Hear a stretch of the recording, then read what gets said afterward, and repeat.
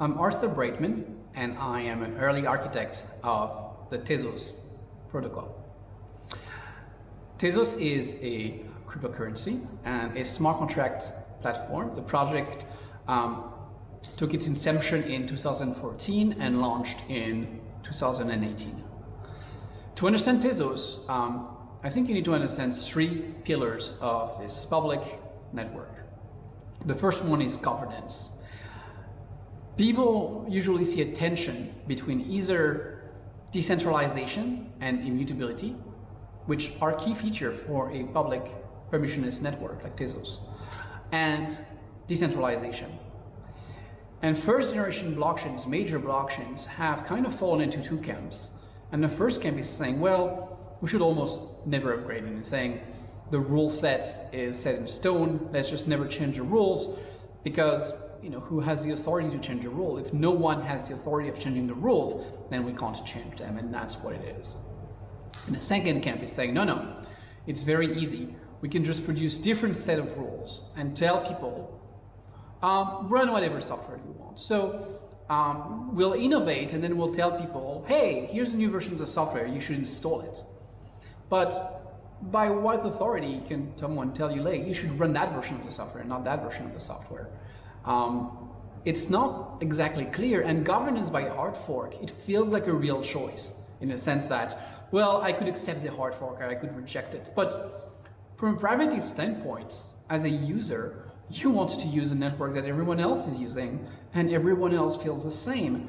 So it's not really about indicating your preference in a hard fork or making your opinion known. It's just about guessing what everyone else is going to do. It's a beauty context. It's based on social expectations, not on true preference. And this has a dramatic effect on governance. This has the effect that de facto the process for controlling the changes can become concentrated in the hand of an informal oligarchy. But there's a cure to that, and the cure is explicit on-chain governance as described in the Tezos paper in 2014. And on-chain governance has been a great success for this chain. There have been 5 upgrades in the past 2.5 years, and there's about to be a 6th upgrade. So these upgrades have had on the order of 60 to 80% of user participation. It's a very large number in this space. So there's an active community of token holders who have the decision power for these upgrades. They're not being told, here's a new version, just run a new version. No. They can actually choose the feature which are going to be implemented. They can reject those features if they so desire. And that changes everything. The second aspect of Tezos, which is crucial, is that Tezos is a proof of stake based platform, not proof of work. Proof of work is an older iteration for smart contract platforms than cryptocurrencies, where you rely on mining. Essentially, the chain is secured by people burning large amounts of electricity or energy. And not only is this very expensive and wasteful, it also concentrates the power in the hands of whoever happens to have access to the cheapest electricity. Not the case with Tezos, not the case with proof of stake.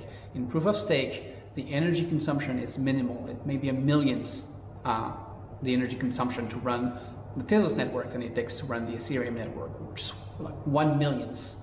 Instead of consuming as much energy as a small country, or even a big country, it's consumed as much energy as less energy than a household. So it's very energy efficient, and instead of being concentrated in the hands of miners, it goes in the hands of the token holders. So there's a governance aspect here as well. You have an alignment between the people who secure the network and the people who are using and participating in this network. And we started in 2018 with maybe a couple dozen bakers, and there are already 400 bakers all over the world. They can be small entity. Oh, and we call them bakers because the project has some French roots, and you're baking a block like you would bake a little piece of bread, which is much nicer than mining. So these bakers, some of them are individuals, some of them are non-profits, they are companies baking, and lately large corporates have started baking as well, like Exaion, which is a branch of the French electricity and power giant EDF. Ubisoft, the gaming company, started baking.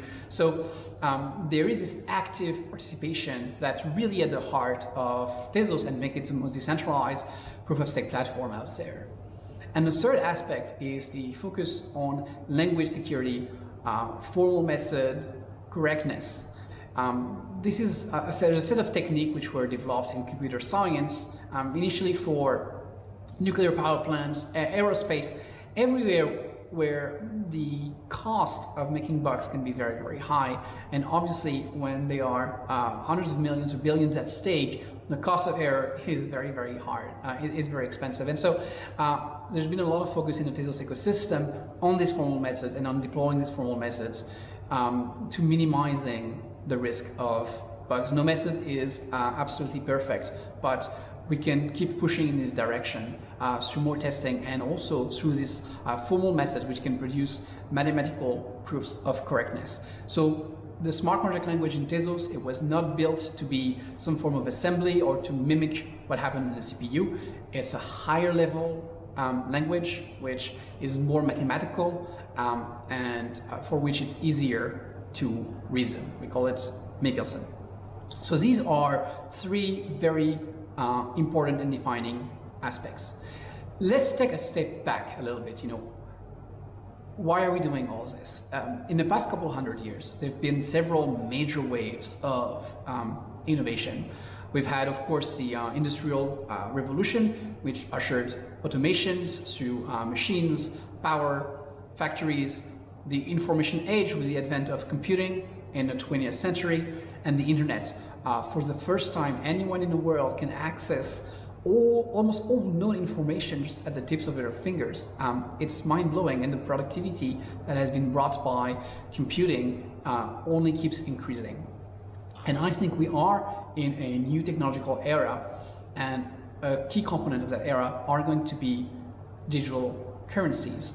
And as a project, Tezos is in the best place to lead from a at a global level, from an economical standpoint, a social standpoint, but of course also a technological standpoint. The project today, Tezos as a proof-of-stake chain, is where Ethereum aspires to be, and it keeps innovating. With 5 upgrades in the past couple of years, we've upgraded more than any competitors. There's a fast and iterative approach to upgrades in Tezos, which can let us keep us with technology, let us keep us with demand.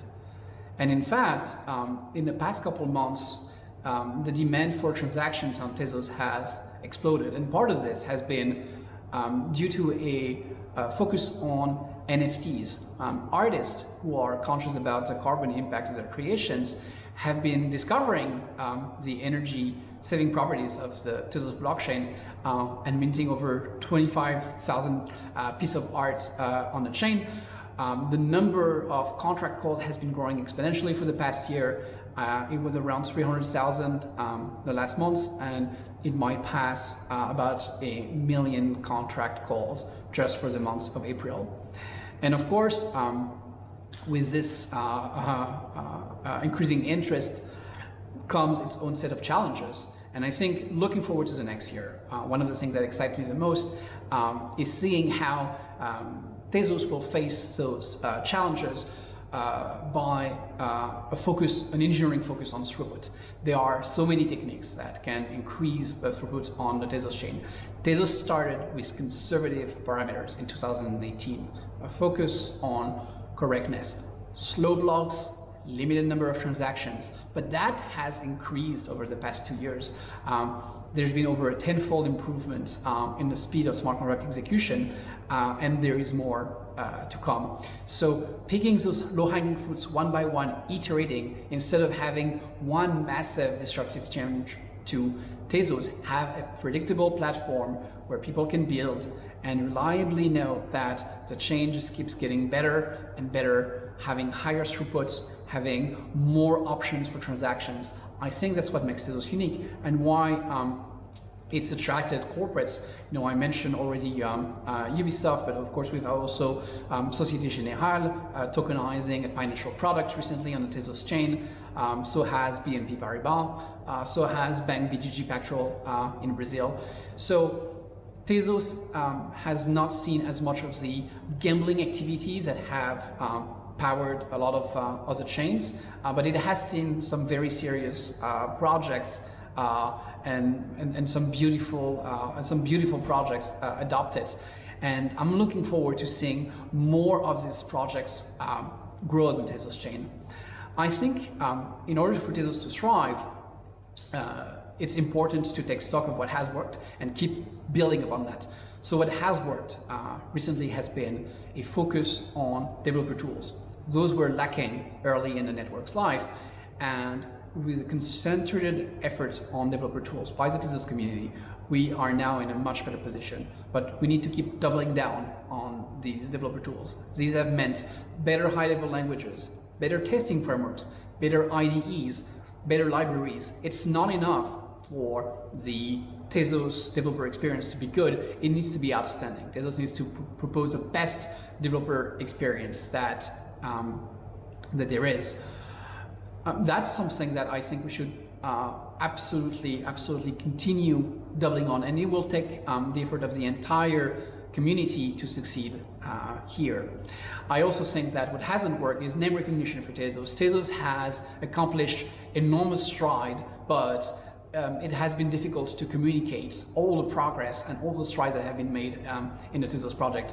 But I also know that this is profoundly changing, and I see a new page here in the coming years. So for anyone in the audience today, and it's always difficult to do these keynotes in front of a camera, I do not see the audience, I have not had a chance to meet everyone, to ask questions, to let you ask questions. But for all the audience today, I would say, if you are interested in building on a robust blockchain with serious and solid engineering that keeps improving itself without disrupting its applications, take a look at Tezos. There's a wide ecosystem of companies, non-profits, just volunteers, labs that exist in the world that can help you with your projects on Tezos. There's of course Nomadic Labs, which is a large development company in Paris, but there's also TZ Connect in Berlin.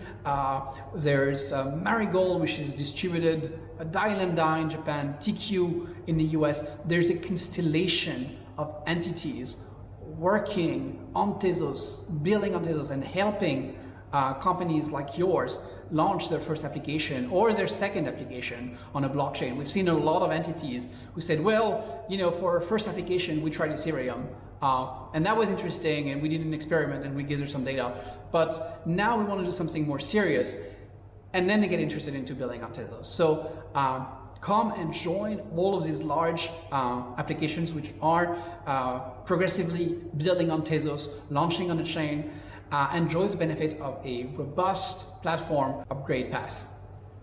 Thank you so much for watching this event. If you want to know more about Tezos, you can go to www.tezos.com. You can also email me. I recently joined the board of a Swiss nonprofit focused on the Tezos network called the Tezos Foundation, and my email is arthur.breitman@tezos.foundation.